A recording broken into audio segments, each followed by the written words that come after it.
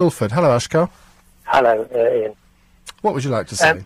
I'd like to say I completely concur with your previous speaker. There's two main arguments as to why we're going in. One, if we don't do something, they're going to do something here. In fact, all terrorist attacks so far that have occurred in America and in the UK have been because, due to the terrorists themselves, making statements saying because of our foreign policy over there. So it's not because if we don't do something over there, something's going to happen over here. I've never bought into that, because Al-Qaeda were launching attacks on the West in various places long before we ever did anything in response to 9/11. So it was nothing to do with British foreign policy or American foreign policy. They were already doing it.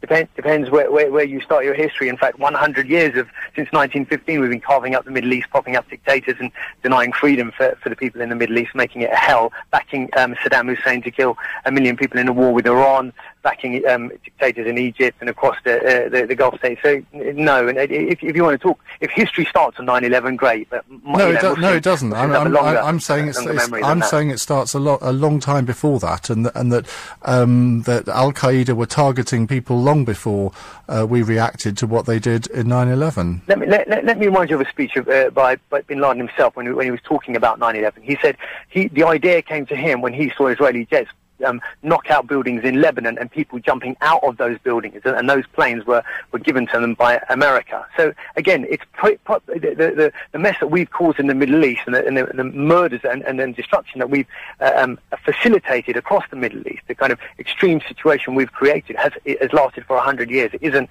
9/11. So when you're talking about Al-Qaeda, not just Al-Qaeda, any of these kind of violent groups that are taking up arms, it's because it's not. It doesn't start at 9/11. What we've done in the Muslim world is gone on for decades prior to that, propping up dictators.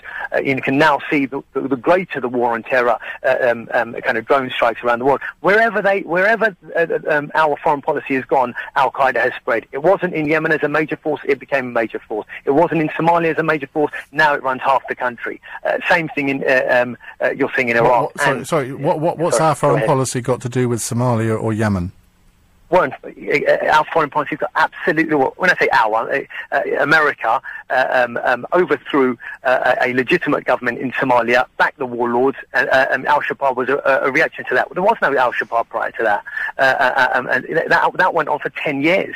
Al-Shabaab was a direct correlation you between our clearly foreign believe policy. that America is at the root of all evil in the world and can do no good whatsoever. Not at all. I mean, look, let's not just simplifies it in this kind of childish way. What I'm trying to say is our policies have a reaction. Michael Stewart, the head of the Bin Laden unit, the man who tasked to track down and kill Bin Laden, wrote a book called Marching Towards Hell, and in it he clearly says that groups like Al-Qaeda are only exist and their only aim is to stop our foreign policy. So this isn't me. This isn't Asghar, crazy Muslim guy. These are experts. You had a very articulate ambassador prior, all saying the same thing. And maybe it's time that people, instead of just thumping their chest and going, that the only solution is bombing people, is having a far more intelligent response and saying, maybe if we had an ethical foreign policy and stopped denying people their freedom, their legitimate right to choose where they live, their borders, their government,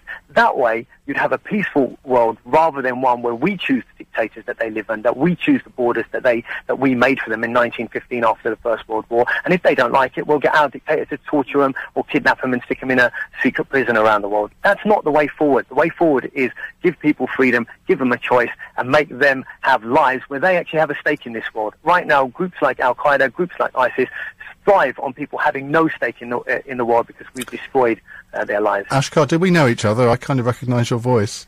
We do on Twitter. I've never met you, but Asghar Bukhari. I love you on Twitter. Put it that way. Asghar That's Bukhari. Right. Yeah, we have met. Oh yes, we have. Yeah. I forget. So sorry. You never took me for a coffee. All right. That's what it was. Cheers. Thank you very much. That's Asghar Bukhari. I think it's from the Muslim Public Affairs Committee or something like that. Anyway.